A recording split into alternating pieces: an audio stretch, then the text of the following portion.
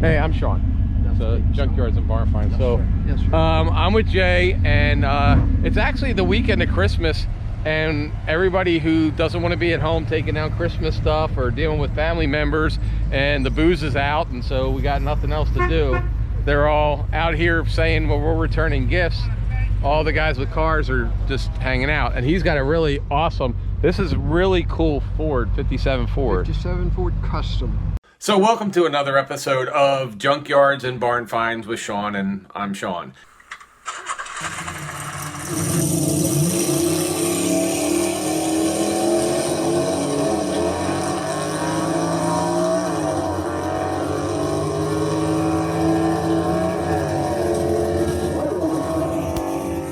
Short wheelbase car. And that's, the custom is not that it's custom. No, it's called a custom. It's the bottom of the line, correct. And you Yep. built this one. Correct. Well, Dream Yeah. Cars of Naples and myself. Yes. I've done their Yeah, Chevelles yeah, and stuff, yeah, so we yeah. know those guys. Yes, he Check does out very good work. Check out Dream Cars. We did a video on some of their cars, so if you guys want to look back and look at Dream Cars, we did a really nice thing with them. Yeah. But we didn't see this car, so No, this car is Tell me a little bit about it. 57 Ford Custom. It has an Art Morrison chassis under it. 6-piston Wellwoods all the way around. The engine came out of a 2009 Shelby Cobra GT Mustang, and we shoehorned it in. I didn't want to put the basic big block 427 in. I wanted to fill up the engine compartment, so we decided to put a bigger engine in, and that's what we did. It's the 6-speed is also right behind it. It is out of the stock Mustang, aluminum drive shaft, 9-inch Ford, of course, 4-link. is that a Whipple supercharger? Yes, it is. Okay. And the grill, for instance, is not billet. It is made from 2 stock 57 Ford grills, and a young man down there made the bezels for the running lights and made the grill itself out of the 2 stock grills. Now it's got some really deep rims in the back, but it's not tubbed. It is tubbed. Oh, it yes, is tubbed. Okay, I because, didn't see the tub. The young man that put the upholstery in, I asked him to hide the tubs as much as possible, so that's Okay. what he did. And if you look in there, it's hard to see. That's why I looked in there and I Hey, couldn't how you find. doing? I was Yeah. like, I Yeah. can't. Yeah, I didn't see it. He did a very good job on hiding the tubs. And Dales in Dade City, Florida. 64 T-Bird front seats, Dakota digital gauges all the way through the car. Shot wheels. I noticed that it has Thunderbird Correct. valve covers on it. Right. though. Well, actually, what those are the original stock valve covers, and we had a gentleman in Nashville built the Thunderbird logo out of a piece of billet on a CNC machine. So Oh, wow. they are actually billet, and you can actually pull them off so you can get to the coil packs and remove the valve cover if you want. And they also did a custom on the front. Yes, the air hiding everything. Yes. So the electric fans. I don't have electric fans. I can't see the fans, so I'm assuming. Well, they're though. hidden also, But there's- as a lot of things right. are. And body modifications, we opened the wheel wells up 3/4 of an inch. We chopped off the rain gutter on the front of the windshield just to clean the windshield up a little bit. And it's like they're de-chromed almost the side, except for the No, little bit. that's- No, that or is is that stock. how? Or is that what? Because it's a lower base model. That's the way it comes. That's the way it comes. Okay. And we tucked the bumpers and pulled them in tight, flushed them up with the front fenders and rear fenders.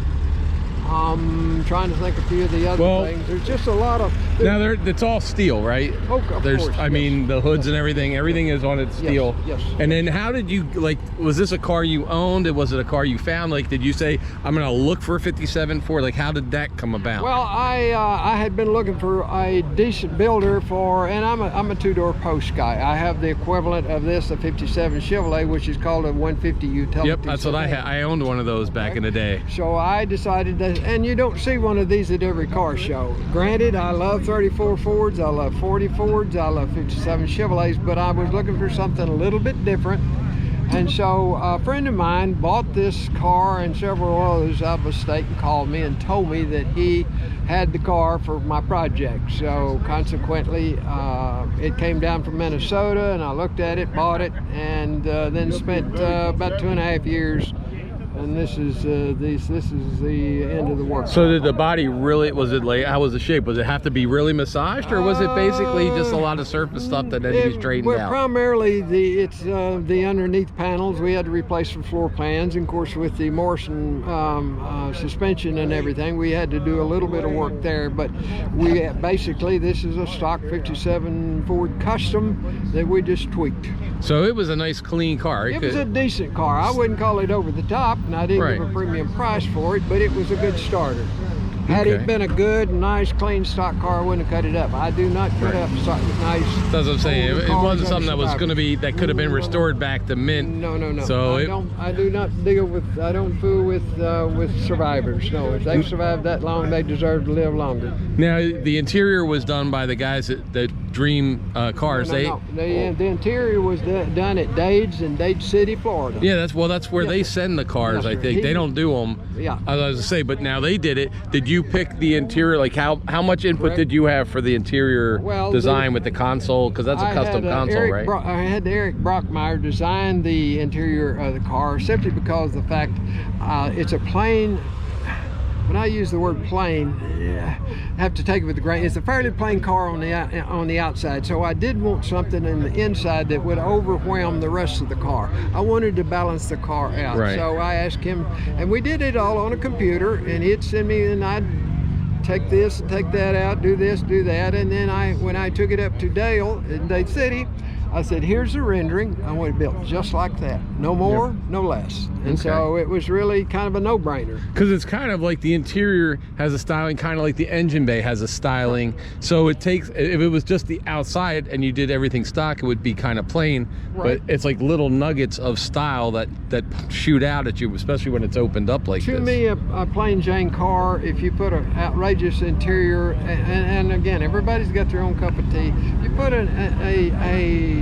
if you have a plain car, then you can overwhelm the car with some crazy interior with waterfalls and screens and and everybody their own cup of tea. I just tried to keep it. I wanted to try to balance the car out. Right. So how much horsepower do you think it has? That's 560, and we put a smaller pulley on it and did a little tweaking. It's probably 580, something like that. So, and it's a toy for you, just a nice show, or what's the plan?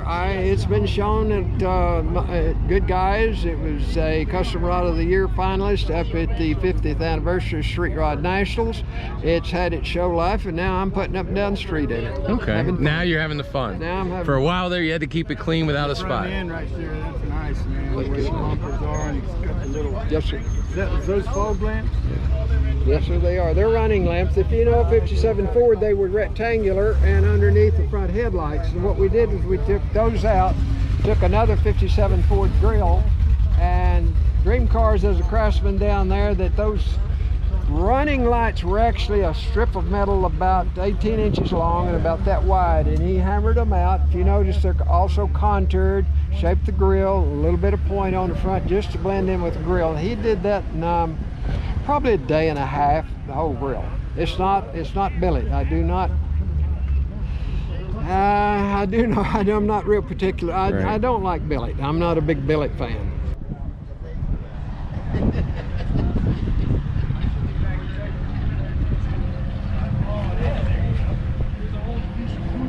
So is the dash, the basic design of the dash, is that it's the same as it's the same? So like underneath it would be the same, but it would. So the design, we just cleaned it up, and we wanted. And you put a tilt steer in there too, right? Right, and we wanted to kind of get the air conditioner registers a little bit out of the way and kind of not so up in your face, so maybe French those in.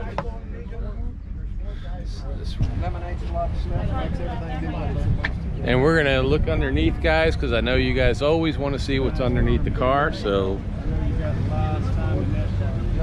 time for me to make my old man sounds, get on the ground and put the camera underneath. Okay, we didn't hear you drive. Oh yeah. So I didn't do this when I first started, but 250 videos later, yeah, I make my own. We'll get, if you get out, we'll get you up. Huh? Yeah. Or just leave me here to die and I'll be here next week. So, yeah, that there is cleaner than Martha Stewart's bathroom under there. So, and you can see the way the pipes come around. That's really cool because it gives a really nice, it almost like looks like the new Corvettes in the back, but there's your fuel cell. And look at,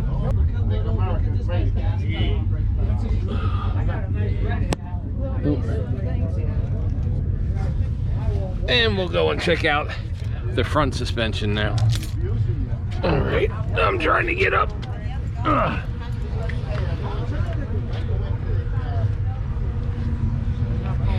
If you guys ever wondered why I do old cars, it's because it makes me look younger. All right, and we're gonna crawl under here. Ignore the sun chips bag, that did not come with the car. But if you notice right here, it's got like a nice splash protecting pan there. And then there's your front suspension.